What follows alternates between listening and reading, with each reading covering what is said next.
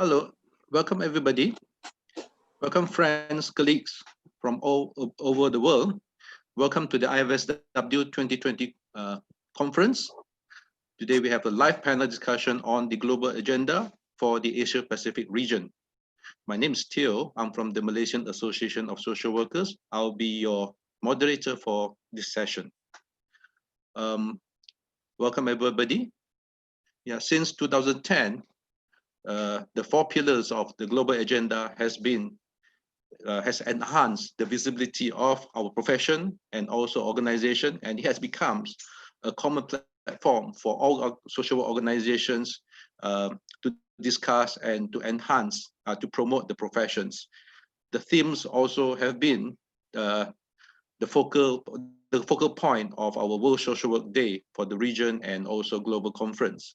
Before we begin, I just get the text from Dr. Rory Turrell, our Secretary General, who asked me to share with all of you that until today, we have 18,408 people registered for the conference, and there will be more. There will be approximately 500 more will be joining. So we'll see coming to 19,000 joining the IFSW 2020 online conference this year.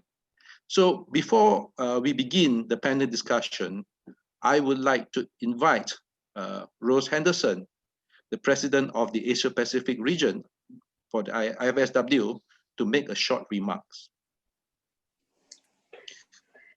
Thank you, Theo. And from a cold winter evening in New Zealand, very warm greetings, colleagues from around the world, and especially those of you from Asia Pacific, culturally and linguistically the richest and most diverse region of the globe.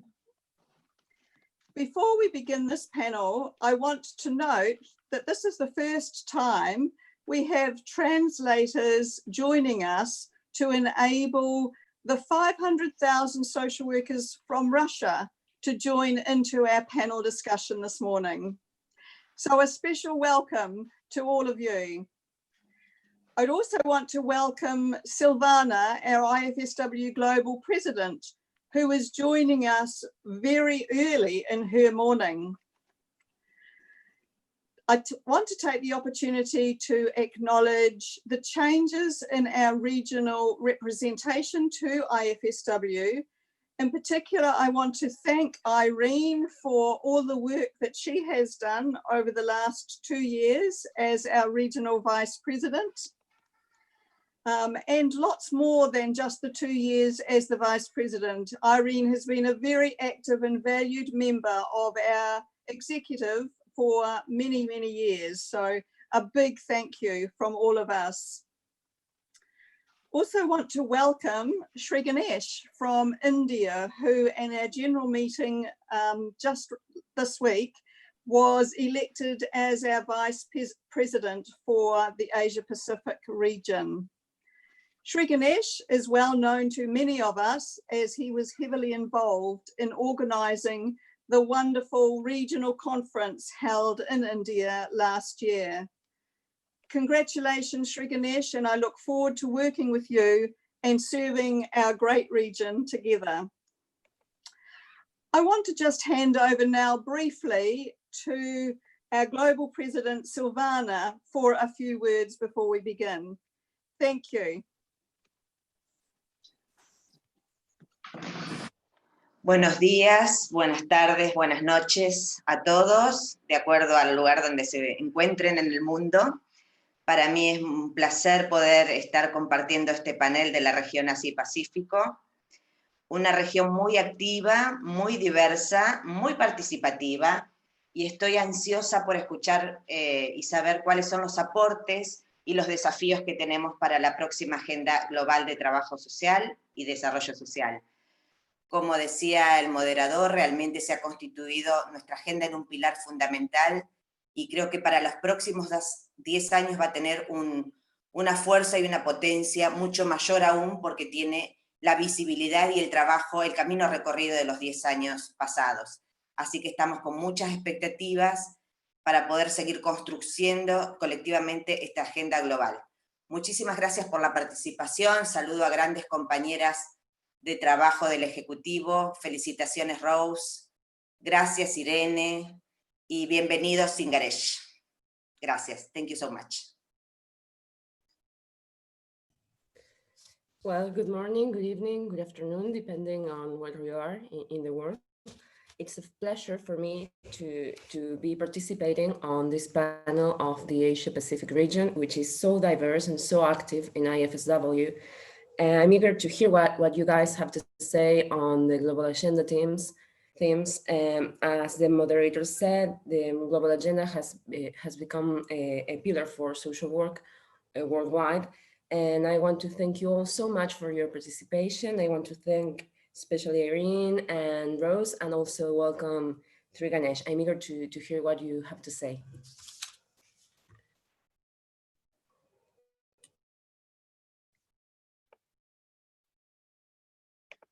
Thank you so much, Rose, and also Silvana, our president of IFSW, for your sweet remarks and encouragement. Okay, so today, okay, we have about 90 minutes, and our objective for the discussion, live panel discussion today, is to discuss and examine how to build on the success of the last 10 years of the global agenda. And we're also going to discuss how to incorporate, our panelists to discuss how to incorporate the learning of the profession has gained in responding, especially at the moment, the COVID-19 pandemic, and also give a focus for the global agenda for social work and social development 2020-2030. So it is time for us to go to the next 10 years, yeah, to build the global agenda for our profession. And before we begin, I would like to introduce our distinguished panel speakers.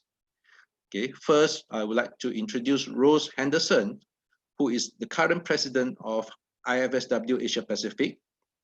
She is the director of Light Health Specialist Mental Health Service in Canterbury District Health Board, New Zealand. And she was former president of Aotearoa New Zealand Association for Social Workers. Our next speaker is Professor Mariko Kimura.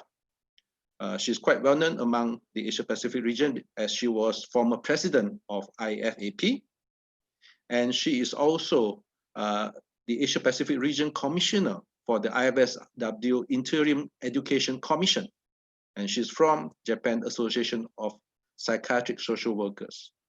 And she just recently retired as a professor from the Japan Women's University. Next is Irene Leong, our outgoing Vice President of IFAP. She is the President of Hong Kong Association of Social Workers, and she has been active in this region, okay, from especially for the Asia Pacific. She has been the honorary secretary before became the Vice President. She has worked extensively in the field of children, youth, family, and community development in Hong Kong. Our next panel speaker is Linda Ford. Linda Ford she represents Asia Pacific region in the IFSW Indigenous Committee. She is the director for Aboriginal and Torres Strait Islander representative of the Australian Association of Social Workers. Linda is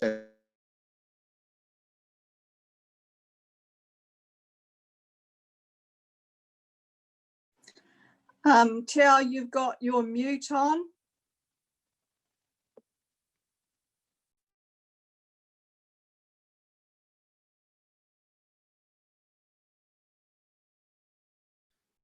okay.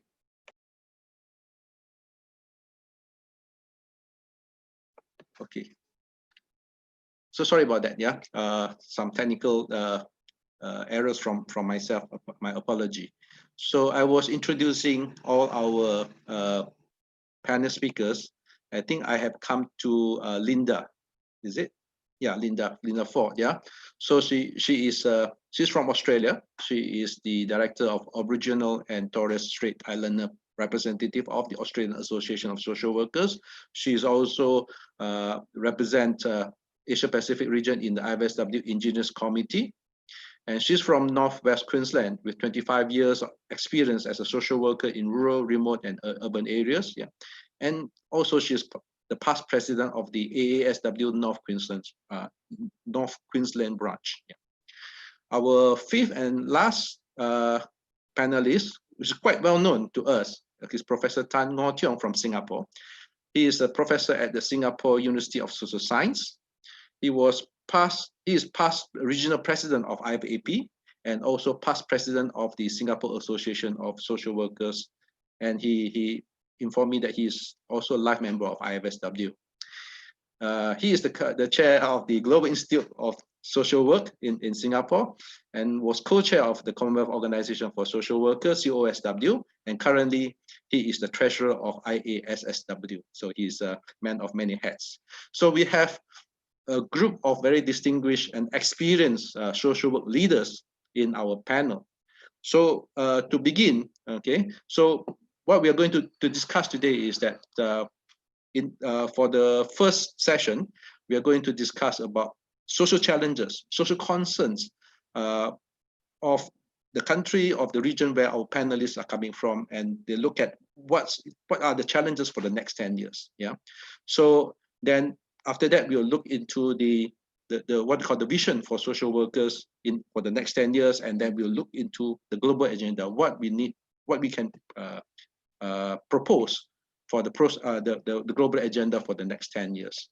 So to begin with, to talk about social challenges, okay, of their own country or region for the next 10 years, I would like to invite Linda Ford as the first panelist to share her view. Okay, Linda, over to you. Moderator, I believe that Linda has been slightly held up. So can we? No, I'm on now. I'm on now. You're on now. Okay. Yes, Sorry. I'm on now. Okay. Thank you, everybody. Yes, I did have some technical difficulties and had to relocate because the light wouldn't work in the room I was in. So thank you, everybody, for inviting me on the panel. It's a great honour. So as it was stated earlier, I'm from Australia, so g'day. Welcome everybody from all over the world. It's actually 6 p.m. in Australia and it's very chilly because we're in the middle of our winter. So tonight I'm going to be discussing the need for decolonisation of social work. I'm not going to begin with the deficit approach by outlining statistics that demonstrate the effects of colonisation in terms of poverty, rates of incarceration, of child welfare removal, low education standards and poor health outcomes, because that is looking at the issue from the wrong position. Instead of outlining the consequences of a system that was never structured to suit First Nations people, I'm going to talk about the real issue here, which is social work. Much of the social work being practiced today is embedded with Western values and beliefs. This can and does cause additional harm to one of the most vulnerable groups in our society, our Indigenous peoples across the world. It is ironic that by our very wish to help, we are perpetrating more harm through culturally inappropriate practice. It is the do-gooder scenario on repeat. And I wonder if, despite all of our advances, whether we will ever understand and change accordingly. We are absolute in our ignorance of how, as practitioners, we impact on those we are trying to help. It is generally the Western model of social work practice, which is more individualistic rather than community-based, which does not promote kinship-based community empowerment, but rather undermines it. More I rather than we practice devalues the underpinning cultural strengths of kinship and community ties. I also discards or ignores a community-based sense of self, a sense of belonging, a connection to country, and an understanding of one's own history. Much of the practice of Indigenous social workers involves undoing the work of other systems created to support Indigenous people and reaffirming cultural beliefs, values, and systems. Intrinsically, Indigenous social workers understand that to effect change, one must empower the person through their own lens to identify the possibilities and challenges, and that this must occur within a framework of we. Ironically, we are taught to be professionals in our social work practice. But as Indigenous social workers, we know that we are automatically part of the we by the very nature of identifying as Indigenous in the helping relationship. We are invested, part of the problem and the solution, are culturally assigned the role and responsibility of the expert, and understand all of the expectations that entails, not only for us, but our family, our kinship group, and our community as a whole. The remaining practice that Indigenous social workers undertake is applied in supporting Indigenous people to feel safe enough to challenge the very systems which are disempowering them to achieve the outcomes that ultimately we all want. This tends to force Indigenous social workers to straddle two worlds, the professional social work role and the Indigenous expert role. Both of these roles are often difficult to merge, as systemic forces often expect one role more than the other. Strategies such as identified positions, positive racism, employment opportunities, culturally appropriate education options, such as electives offered by universities or cultural awareness programs offered by employees, are limited and tokenistic. It is akin to dropping a stone into the ocean and expecting a continent to grow.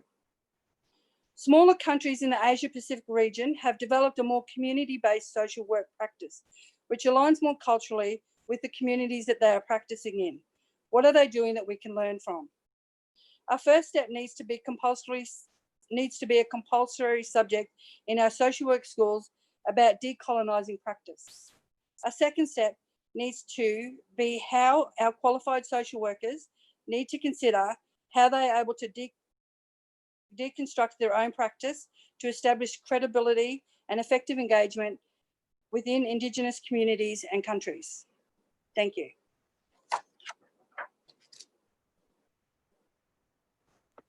Thank you, Linda, for highlighting the issue of the colonization of social work and social practice, which may not be suitable or fit for the Indigenous people in the region.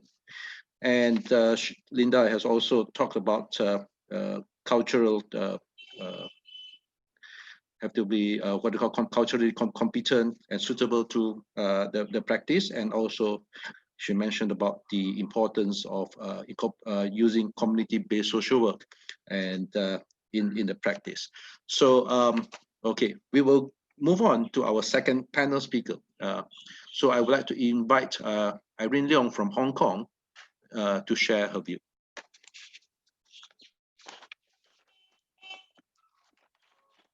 Irene, over to you. Okay, thank you, Joe. So hello, everybody, friends from every part of the world. I must say thank you to Rose and first for the compliments and you know, during the past 2 years, I really have a lot of fruitful experience with the executive and of all the friends from all over the world. So in the next couple of minutes, I'm going to share something from my heart and from, you know, kind of the spirit of social work in Hong Kong. So first of all, I would like to say something that is so close to me, because when I revisit the global agenda, I try to look up into the 2010 conference, where we have the conference in Hong Kong. And the theme of that conference is so-called the agenda. So we have set up, you know, kind of the background of this global agenda in the last 10 years. And it comes to me so close. You remember the time, it was the June of 2010. It's 10 years down the road. So we made a lot of efforts all over the world to respond to the agenda, to make it more, you know, kind of relevant to our social work practice. So it is very, very important to revisit the past and look into the future. I would like to say something about the Hong Kong situation, what the concerns of Hong Kong at the present moment. And I will do a little bit, if Rose allows, because I have the contact, I have the kind of exposure to the region during the last 2 years. So maybe from my kind of observation, I will try as far as possible, to identify some of the concerns and issues in our Asia Pacific region. If I start talking about Hong Kong, I don't need to spend too much time for, it's recently under the spotlight. For the past 1 year, we experienced tremendous change. That is really a great change, a great challenge on social work practice. It affects all walks of life in Hong Kong, but particularly for social workers, we are very exposed because we are value-based, we're ethics-bound, and we are on the frontier to, say, for social justice, for human rights, to protect our clients, our people. So that's what we are facing, a situation that we couldn't cope with in the last 13 months. But for that reason, we see that I don't want to mention about the news. I just want to mention about the practice. Actually, we social workers are facing.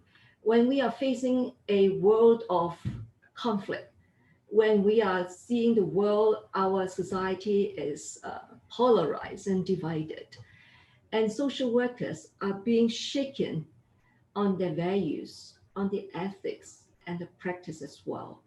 So where are we now?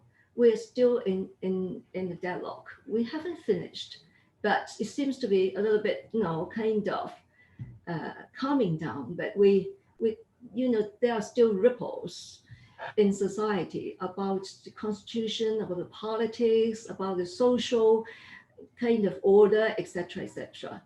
So when social workers are in the middle of this political scenario, we have to rethink about what position are we going to stand, at what kind of work, or what kind of values that we have to uphold when we are seeing people in sufferings, in conflicts, in violence. So these are the challenges that we faced in the past 30 months and still not finished. And the second issue, I think the concern is about the COVID-19. There are so many people who can share on this subject. But we start early this year, when the COVID-19 is already attacking the our area, our country.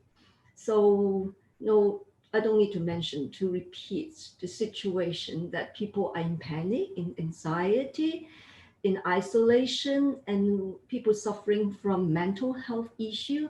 Another challenge on social work practice. How are we going to tackle when we cannot see people face to face? And how can we do it without still, giving our emotional support, care, and attention, and all those, intervention in the old mode, in the traditional mode.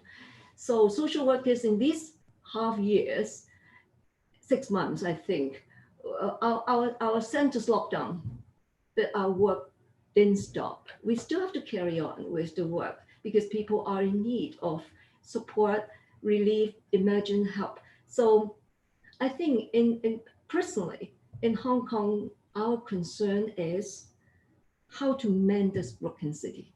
We are broken. How to mend our broken city, how to recover from the pain and loss during the last 30 months, including the COVID-19. Of course, Hong Kong is also, developing into the kind of situation like most countries share, the developmental problems, say aging.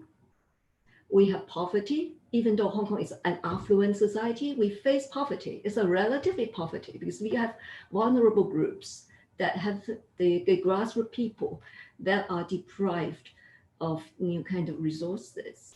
And we have the mental health issue that comes up very prominently in the next 10 years, I'm sure.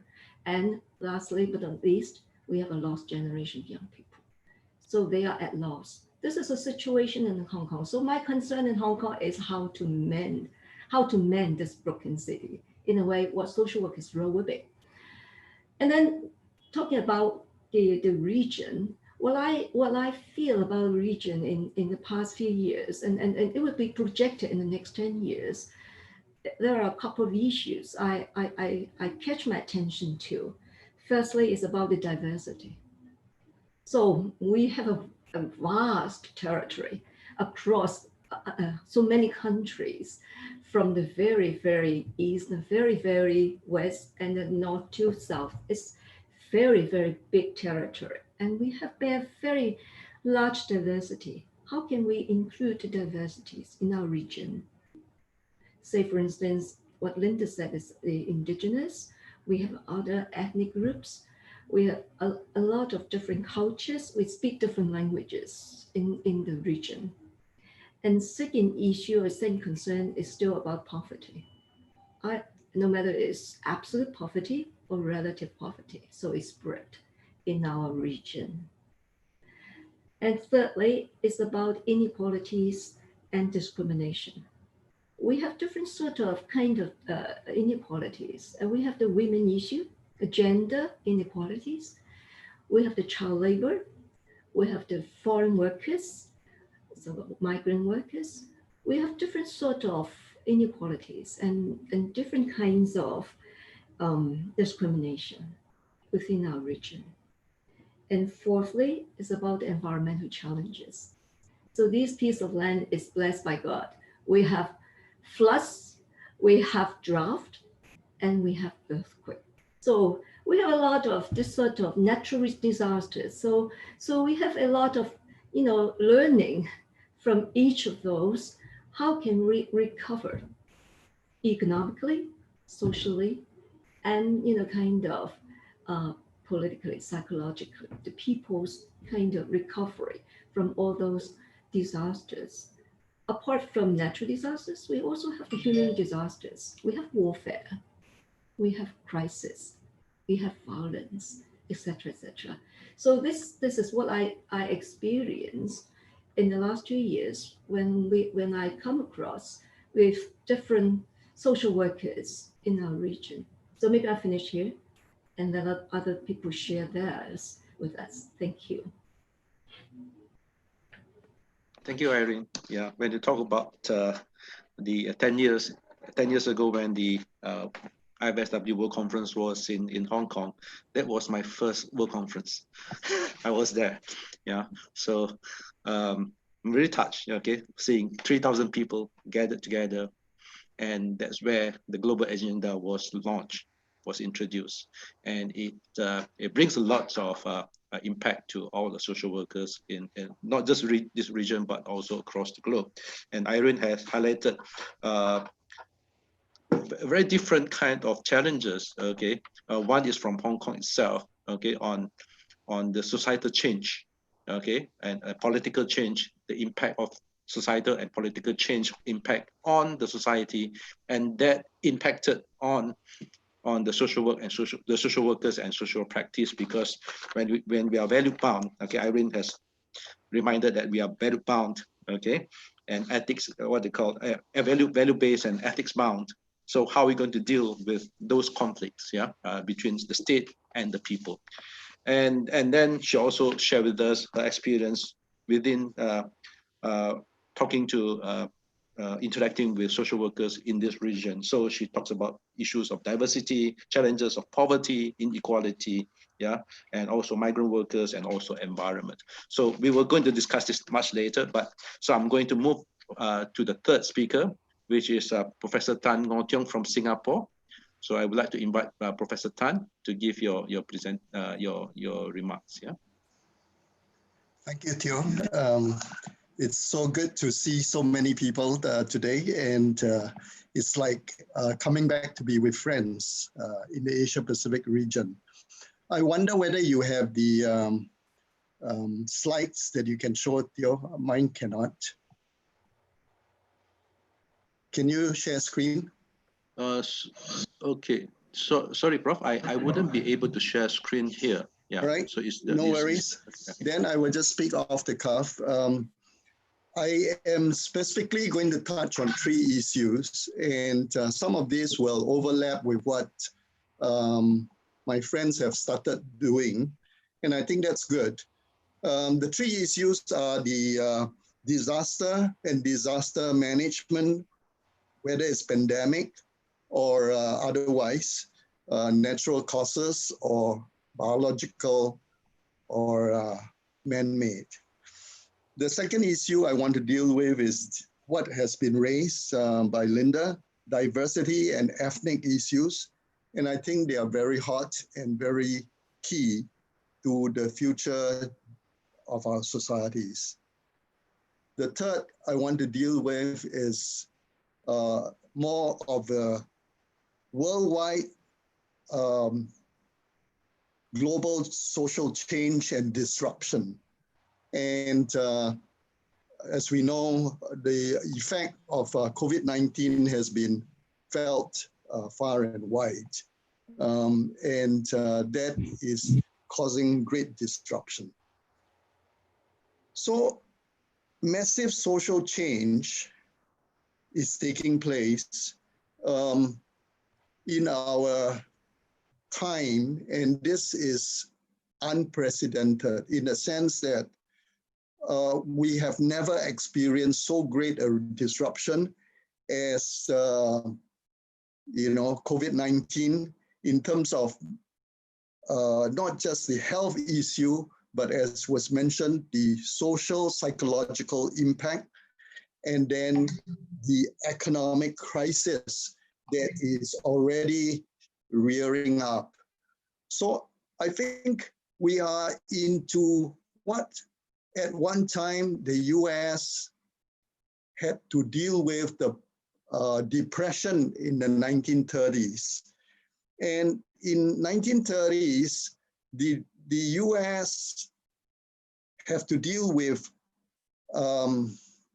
massive unemployment, illness and disease, but also coming out to help people find jobs and build the economy.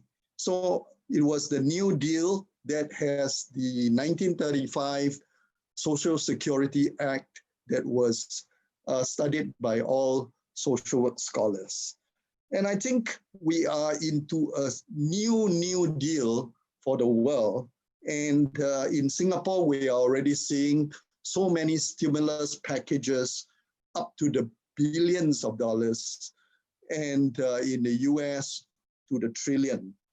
And so what I want to say is that in this time of uncertainty and crisis, it is actually a catalyst for social work reform, that we should not go back to the traditional patch-up model of residual social work. What we need to is to work together with the society, focusing on human capital development and human capacity building, as well as a social resilience and social empowerment of the people. And I will elaborate on that a bit later. So I think the backbone of the new global agenda on social solidarity is a key premise whereby we can build our new society. A society that is built with common respect and purpose. And this social solidarity is not just with communities, it is with countries, it is with, I hope, the Asia Pacific region, and social solidarity of social work across the world. And so Global Agenda has a very significant role in consolidating social work agenda and practices, because it represented the world's social work organization, IFSW, IASSW, ICSW, and you have also the international social work related organizations, ICSD, and my organization, Global Institute of Social Work, and International Social Work. So What draws us together is, as said, our common purpose and destiny and our solidarity. So I think we have to model how professions can be different with different focus, but still working together on one common agenda for the betterment of the world and the different society. So then it takes me to the point on diversity. In diversity, we have seen the big demonstrations coming out when Black Lives Matter.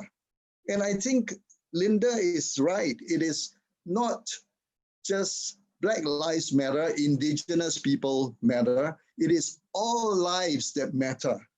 Whether the person is poor, whether the person is disabled, whether the person is elderly, where is a baby or a children, all lives matter. And therefore the solidarity here is to build the resilience of people from the cradle to the grave to be able to include people who are marginalized and isolated. So I think what we are looking at is a big commonwealth of people working together so that risk and vulnerable populations will be protected. And you see, especially during pandemics, that the elderly, the poor are at risk, at greater risk in the pandemic and any other disasters. So I think the diversity issue is important. And then the last issue that I want to address before we discuss other things is social work must disrupt society. I think social work, if it is preserving status quo, has lost its light, lost its salt. Social work has to disrupt that which is dysfunctional especially for the marginalized group. And we should move away from traditional practice and we should move towards innovative approaches. For example, we could be effective without face-to-face contact. Social education now is going online even more, and using social media enhancing the e-community of practitioners. So I believe that social work education and practice has been impacted through this COVID-19. We have seen online training coming up.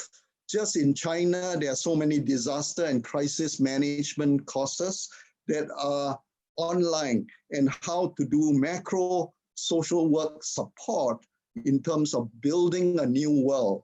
And I think we need to look at the vision is that we have to build a new world that is focusing on human capital development, capacity building, and also strengthening the traditional network, which Linda has said so well, the family, the kin network, so that the social capital of the new economy is important in the New Deal that we present as social workers for the world. Thank you very much. Thank you, Prof. Tan, for your insights. Yeah. So, well, I like the way it says that social workers must disrupt society. Yeah. Because social work.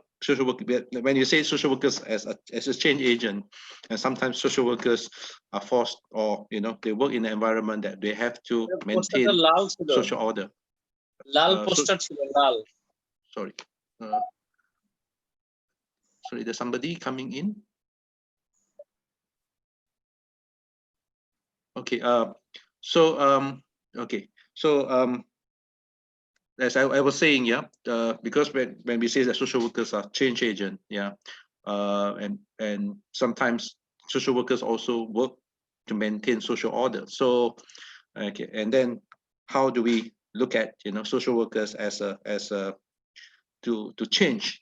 Okay, dysfunctional structures, dysfunctional policy. So these are the things that Prof. Tan has highlighted. This apart from issues of disaster, diversity and ethnic issues, yeah, and also the so-called worldwide change, social change. I think for Irene and Prof. Tan, they are looking at change, okay, which is inevitable, yeah, to our world.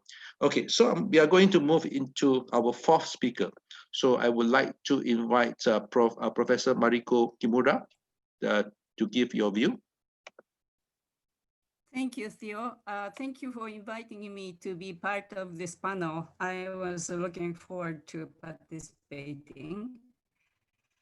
I've watched the African panel before, and this part of the discussion was how to gain the social worker as a social recognition to work.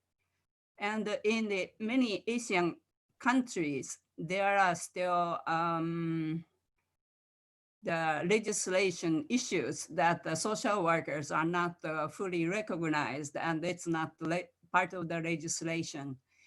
And in some countries, social workers are seen as just a volunteer, and their professional skills are not recognized, so that they seem to be very frustrated. And in many of the Asian countries which have fully developed social work education, yet relatively speaking, compared to other professionals, that the social workers' work is not fully recognized.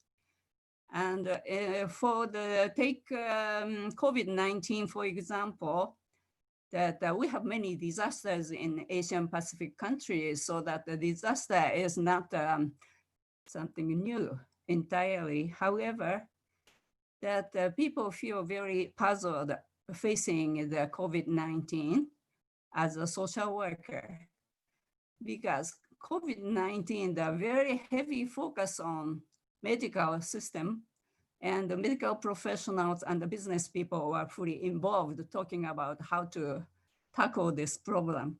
However, that when it comes to midterm, long-term issue as the effect of this global pandemic, that many social workers from the beginning feel this is what they will have to deal with for a long time. And in relation to the social workers as a professional part of the social service, then it is the work of social workers has to be recognized by the government, and it is the common issue throughout Asia and throughout the world. And I think this is really critical, because, and this leads to another topic of the social worker education.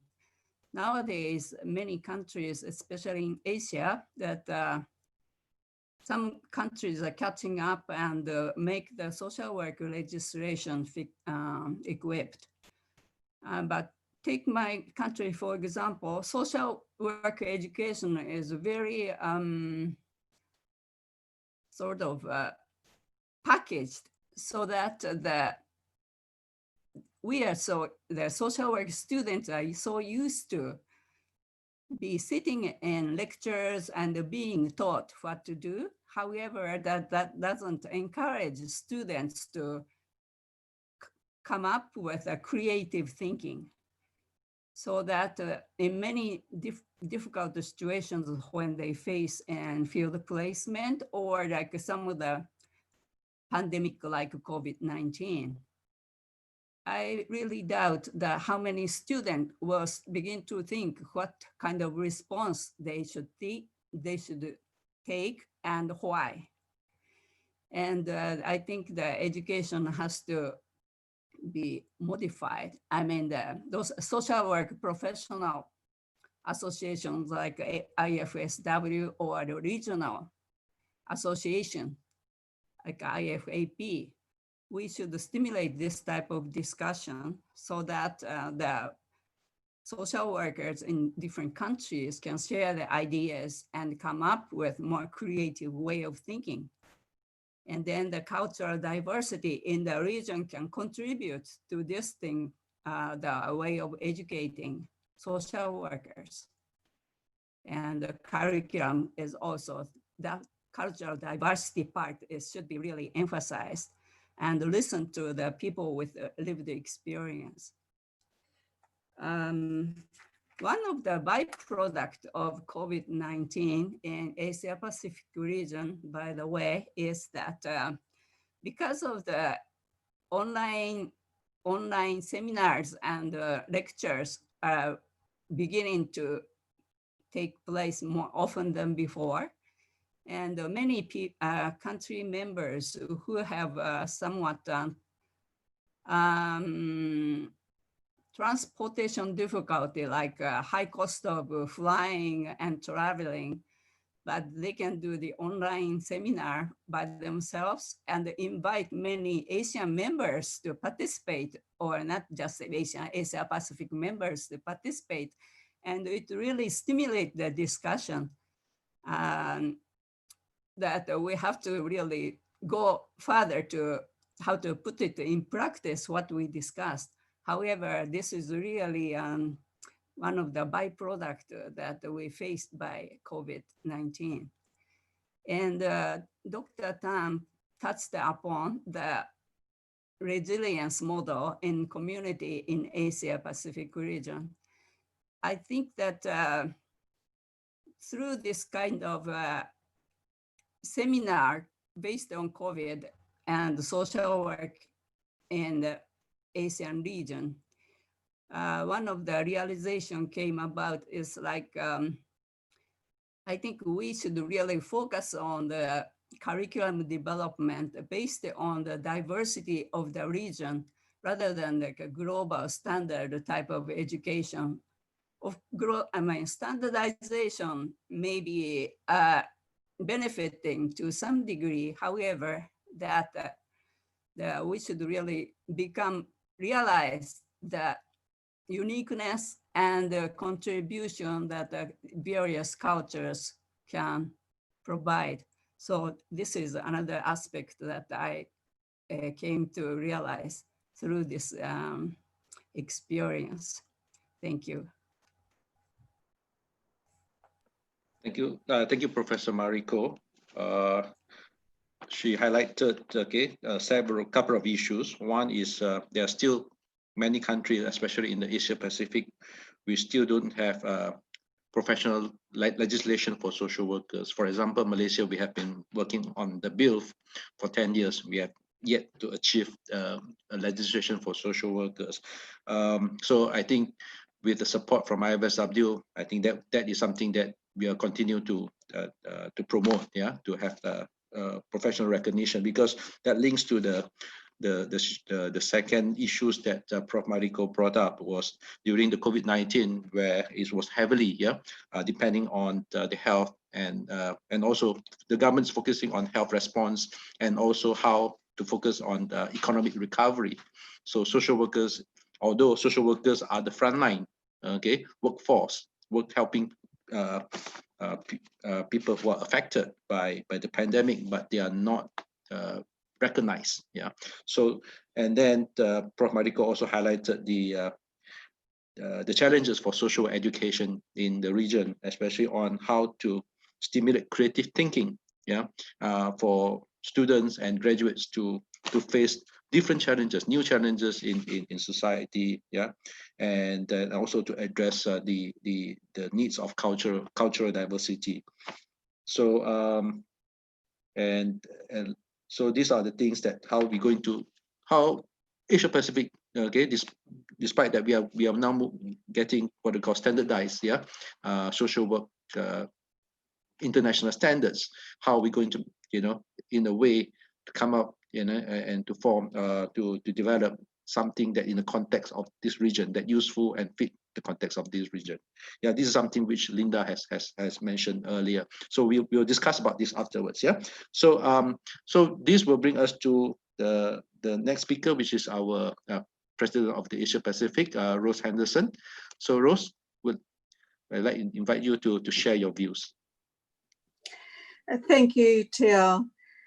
As the last speaker of this panel, I acknowledge my esteemed colleagues and their enlightened words of wisdom as we search for what the global agenda could be in the next pillar and in the coming decade. In the interest of time, I will keep my comments brief at this point. I agree and endorse the issues that have been raised by the previous speakers. I think the world is facing the greatest challenge of our lifetimes and will never be the same as it was pre-COVID-19. Of course, some of the challenges include health, welfare, and of course, poverty, each with some specific characteristics, but also all very much interconnected. In these unprecedented times, the many and varied health impacts that others have already mentioned, the illness itself, the many deaths, the anxiety and psychological impacts, etc., that we are all facing will have long-standing and far-reaching consequences on individuals, families, communities we work with, and as previously been mentioned, that does impact more severely on disadvantaged peoples. Social protection systems are increasingly stretched and stressed across the globe as the massive financial impacts nationally, regionally, and globally are felt. At the very time where more social workers and social service providers are needed, governments are struggling to meet the costs of maintaining these social services and addressing the social needs. The massive rise in unemployment in almost every country will have multiple social consequences. However, in facing the many and varied challenges, there are also opportunities, as others have also mentioned. And we here today are living proof of one of them as we achieve a general meeting and a global conference online. Yes, of course, there are learnings and improvements, but did anyone think we would be doing this when we last met 2 years ago in Dublin? The use of virtual technologies to connect, to share, to build new and different ways of meeting needs has many exciting potential applications.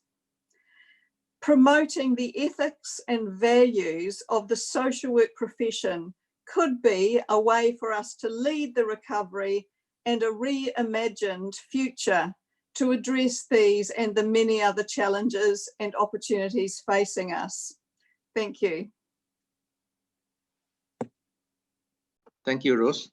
Okay, so I think what Rose also highlighted is that the impact, okay, the impact of disasters, the impact of the pandemic, it impacts more severely on people already vulnerable, and government are all struggling how to keep pace and pump in resources, okay, to increase social protection system, okay, if there's already one in the country, because not every countries have social protection system. Yeah, some may have some what they call social safety net, but they may not have universal social protection system. And this is something which I think social workers in the Asia Pacific region needs to look at. Yeah, okay. So I'm very mindful of the time. So we have, I think, 30 minutes left for our discussion, if not mistaken. Yeah. So we have to quickly move into our second second topic. Okay, based on what you have discussed just now. Yeah. So how are we going to move forward for the next 10 years, and what do you think would be crucial? Okay, and to be included, okay, as a pillar for our global agenda for the next 10 years. So this is something I would like to invite our panel speakers to chip in. Yeah. So okay, maybe I'll go back to Linda. Yeah, and to share with us, what would be your suggestions for us to move forward. So obviously with COVID, thank you very much. Obviously with COVID-19, we've also had the Black Lives Matter movement, which has, I think, been very powerful globally in addressing the underlying racist stereotype systems that underpin all of our societies. And I think that momentum is something that we really need to capture whilst it is current, and to use that to move forward. And I think that we as a profession really need to look at how has that at our own profession, and to look at how does that impact on our profession? Is our profession a profession without any sort of issues? And I as I've stated previously, I think that we have a huge issue in our social work practice, in that it is based in a Western culture. So I think that the Black Lives Matter movement is something that we really need to harness, and we need to move forward. And my vision would be for the next 10 years to help members understand and address decolonisation social work practice globally, because I think it is something that underpins our practice across the globe, and we need to absolutely recognise it, and we need to absolutely address it. I think that non-Indigenous social workers often lack insight into the important efforts their current practice has to effect change, and therefore has less insight into consequences for Indigenous populations that they are attempting to assist. I think there is absolute damage done to minority groups with the idea of assistance. I think some of the things that we've currently striving for, but we've not seen and we've not been able to achieve, is cultural, responsive and appropriate practice. I think inclusive social work also, respecting differences, ethically principled practice, practice wisdom, human rights for all, advocacy at all levels for all people, global voice of equity and respect. I know that we talk about these, and these are things that our social work practice is based on, but I think they're underneath that, we're actually not addressing how, because we don't understand as social workers how our practice actually impacts on minority groups. As I discussed earlier, I think for all social work schools, the first step is to have a compulsory subject about decolonising practice, so that we can understand how our work impacts on minority groups. And I think for current social work practice, current social workers who are out practicing, I think some of the things that we need to think about is postgraduate studies, is supervision, is mentoring with Indigenous social workers, critical reflection, research, developing new culturally empowering models and theoretical frameworks, because through unpacking what we currently do, we will then gain an understanding of how that actually impacts on minority groups. So I'll be brief. So my vision is to look at how we as a social work profession are going to recognise and decolonise our social work practice globally. Thank you. Okay, thank you, Linda. I think that is very important. I think the topic of indigenization and indigenous social practice, that has been, I think, coming up for the last 10 years, but he has not gone to a lot of other parts of the world. So this is something that that you brought up again, and yet we can have to look at. Yeah. Okay. Can I move to Irene? Your view for the next 10 years. Okay. What you like to propose for the global agenda?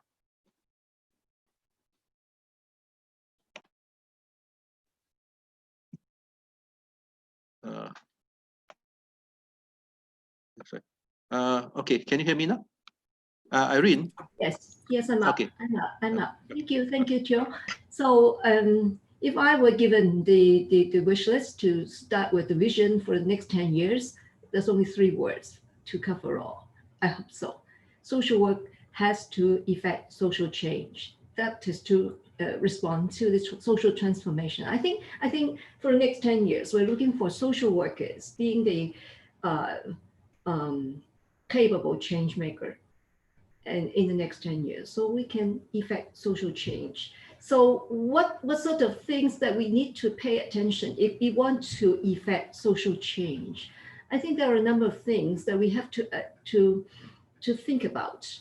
One is we have to uphold our values. We have to kind of revisiting and uphold our social values, affirmed ethics, and thirdly is about excel leadership to create change. So values, ethics, leadership will be the next 10 years, kind of core, agenda in our social work practice so that we can really change the world. So one of the learnings I take away from the keynote these few days is about how social workers can manage to effect change, can stay our values and ethics and play the leadership role. Apart from skills, knowledge, and attitude, we have to add a few more to our kind of attributes. One is about our social workers' self-strengthening initiative. I think that's very important because we have to think about the continuous learning. So Marico and some of the educators mentioned a lot about the social education. Social worker doesn't stop. Do not just stop at kind of social training. We have to keep ourselves updated, keeping our professional knowledge, skills, etc., because the world is changing. We cannot use our traditional style, a mode of intervention. So by doing so, we have to look at the continuous learning for social workers to update and upkeep ourselves to move forward. And the next thing is we need social workers' solidarity. We cannot be alone. We cannot be ourselves. We have to unite together to make a stronger voice, to make a greater impact locally, regionally, and internationally. So I think social work is such a fantastic kind of profession. We have philosophy and we have the kind of practice. So how these two things can interlink better. So for the next 10 years, we need a lot of informed research and we need a lot of informed practice. So we cannot be alone. So educators, practitioners should go hand in hand. And then with the social workers united, we can have a better, bigger voice, a bigger potential, a bigger impact on the social transformation. Thank you. Thank you, Irene. Yeah, it is important to have the solidarity, okay, among us, because like what Irene says, we can't work alone, yeah, and we have to move together as a community, yeah. So so we have to be a capable change agent and change maker, not just change agent, but we have to become capable change maker. Okay, so I'll pass this to our next speaker, Prof. Tan Nong Tiong. Okay. Thank you, Theo. I cannot agree more than with Irene and Linda. And if you were there in Montreal in year 2000, we adopted the world definition of social work. And the first line, which I had contributed as part of the committee, was social work is about social change. And if we do not change society, disrupt the status quo, then we have lost our value. So I cannot agree more with Irene. If we were to say, what do we want to see social work in the next 10 years? I would say, what is our vision of the world like in 10 years? And I like to see social work as integrating society, because we are in so great a danger of being fragmented. We are so divided in various political, cultural, and social divides. So I think one key concern, where there is diversity, we must say, we are not about making everybody the same, but we are about integrating for the richness of society rather than cutting across class or race or religion. So my recommendation for the next 10 years will focus on how we can build a more integrative, inclusive society that has impact, not just economically, but more importantly, a kind of commonwealth community that ranges from those who are in despair and hopeless to bring about hope for a good society that is not good for some, but good for all. So how do we do that? And I think building human capacity, building human communities to be more responsive to different needs, and as a collective to build resilience. So I think it starts with individual and family resilience to be able to deal with the crisis and concerns, and building community and societal resilience that involves social work impact on the policy. And how do we do that?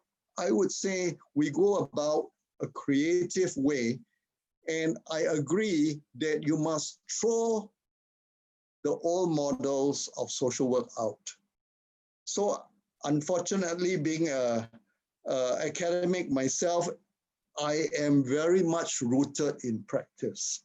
And I would say the important thing is not to rehash what Western social work has taught. So I have been trained in the British and in the American model. And now that I'm having more years of experience in both practice and education, I think we should innovate social work practice, as Linda say, that is relevant for the context, and it should be grounds up in the sense that we are redeveloping models that are neither east nor west, but where it is that practices best. And I think we can use technology, we can use cyber education, we can use e-community, scholarly groups, we can use platforms like what we are doing today to build that solidarity of not just education, practice, but really a vision for the future.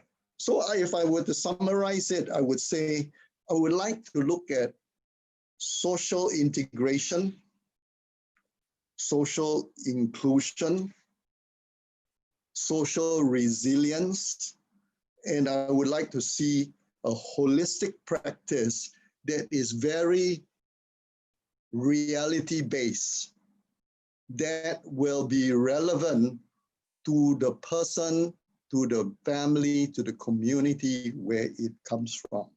So all that my colleagues have said in terms of reflective practice, holistic practice, developing a integrative practice will be a vision for the future. Thank you.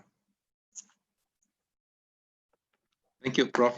Okay, you have summed up your points so powerfully.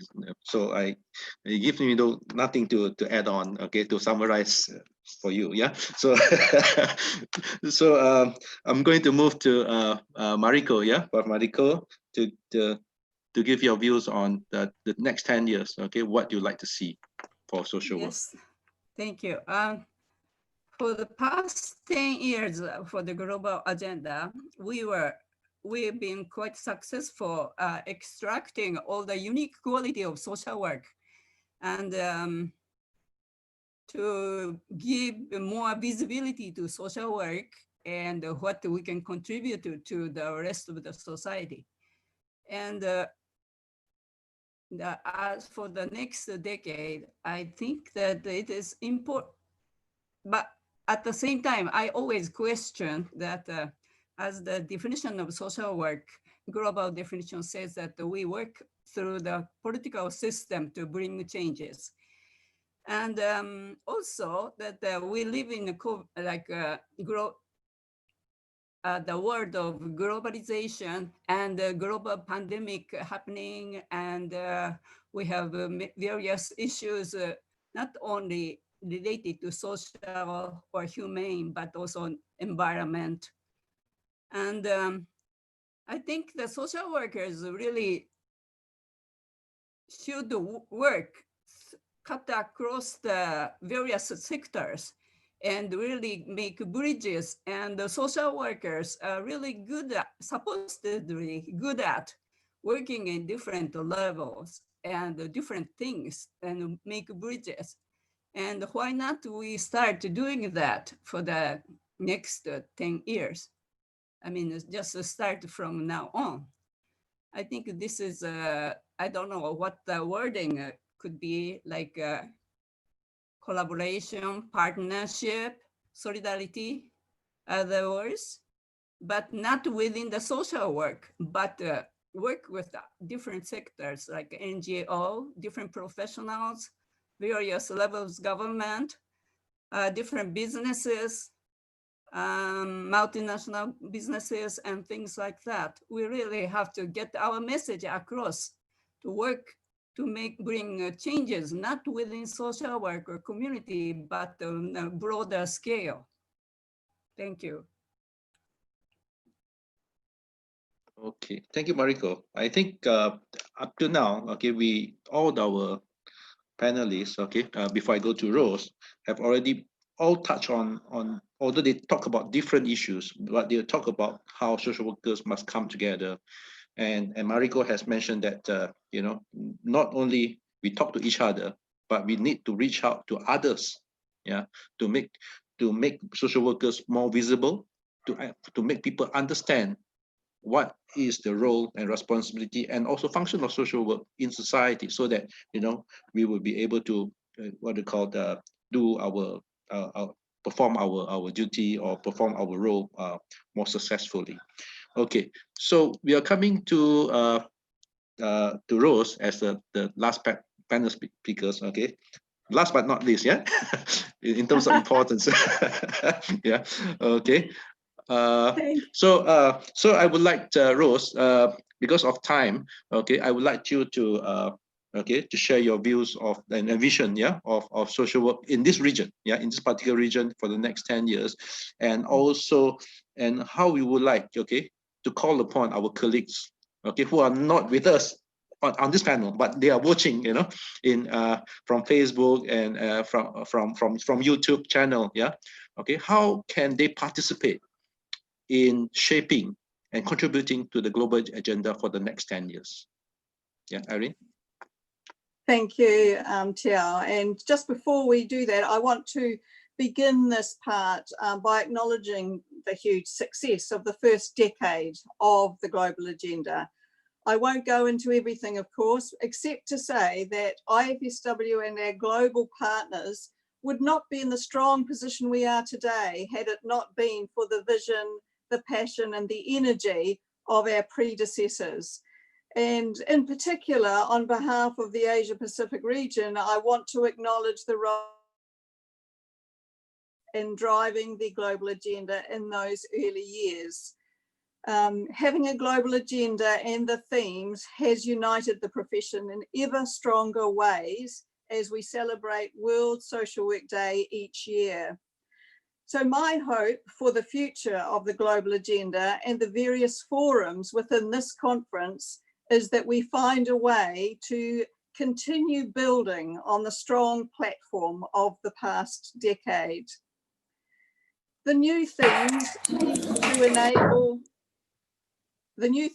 need to enable sectors and members of the profession to see themselves as actively participating. Whilst they may mean different things to different people, the themes themselves need to resonate and be applicable to all cultures and all parts of the profession. Here in Asia Pacific, as we have heard earlier, we are proud of the work that has been done to raise awareness and bring life to our global commitment to Indigenous peoples and Indigenous models of social work. We are proud of our part in enriching the collective global wisdom in areas such as child labour, poverty, migrant workers, disaster responses, aged care, and global pandemics, to name just a few. However, our task is not to get bogged down into individual fields of practice, but rather to identify overarching principles or concepts under which all of these can sit. There has already been some debate during this conference on a suggested topic of solidarity, and I want to assure listeners that our intention of this concept is to acknowledge the power of working together when faced with a common goal or challenge, whilst at the same time recognizing the importance and richness of diversity and finding solutions to these challenges. Taking the whole of this principle or concept enables it to be applied to many situations, be that in social work practice, social work education, or at the micro, meso, or macro levels of society. My vision and our challenge for the future global agenda is for us to find themes that foster a varied matrix of possibilities, enhance our great profession in multiple ways, and most importantly, makes a positive and meaningful difference for the people with whom we work in our communities. Thank you. Te ao. Thank you, Rose. Yeah. Okay. So we have 3 minutes left. Yeah.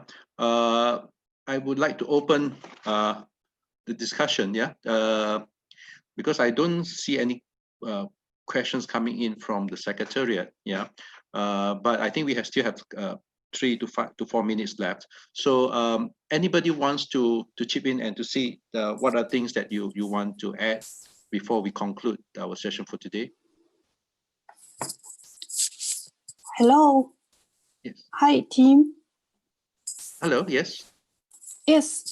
Can I share something? Hello. Hello. Yes. This is.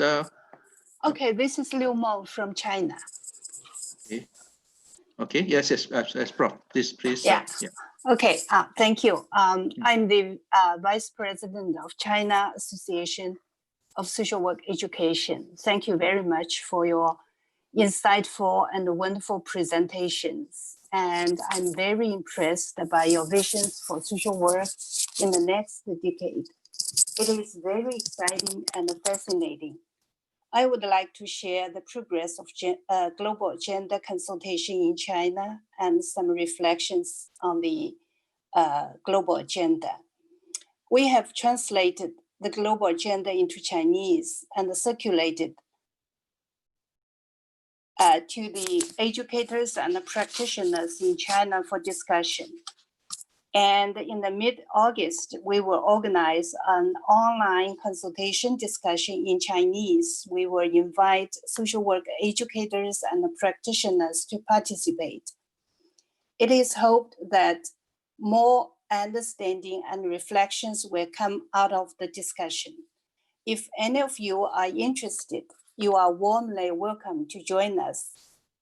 It is clear that the COVID-19 has changed the way we work, live, and interact with each other.